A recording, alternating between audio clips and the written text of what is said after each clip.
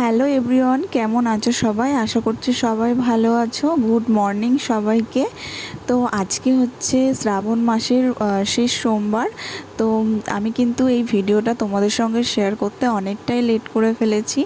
তো দেখো, আমার কিন্তু সকাল সকাল স্নান করা হয়ে গেছে, আর আমি কিন্তু বাড়ির ঠাকুরকে পুজো দিয়ে নিচ্ছি। আর বাড়িতে পুজো দেওয়ার পর আমরা যাব বাড়ির পাশে একটা শিব মন্দিরে, সেখানেই যাব সবাই মিলে জল ঢালতে।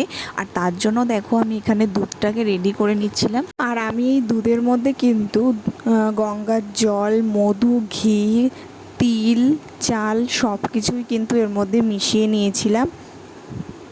তো সব কিছু রেডি করে নিয়েছে। আর এখানে কিন্তু আমারও শিব ঠাকুরের মাথায় জল ঢালা হয়ে গেছে, পুজো মোটামুটি কমপ্লিটও হয়ে গেছে। আর এখানে দেখো, আমার ভাইও স্নান করে বেরিয়ে পড়েছে। তো ওকে আজকে বললাম যে ধুতি পরে চল পুজো দিতে।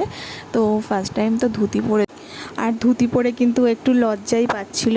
তো আমি বললাম যে লজ্জার কি আছে, চল, কোনো ব্যাপার না। তো যাই হোক, দেখো আমার এদিকে কিন্তু পুজো দেওয়া কমপ্লিট হয়ে গেছে। আর তারপরে আমার বর দেখো শিবলিঙ্গের মাথায় জল ঢেলে নিচ্ছে, যেহেতু আমি আর আমার বর দুজনাই উপোস আছি।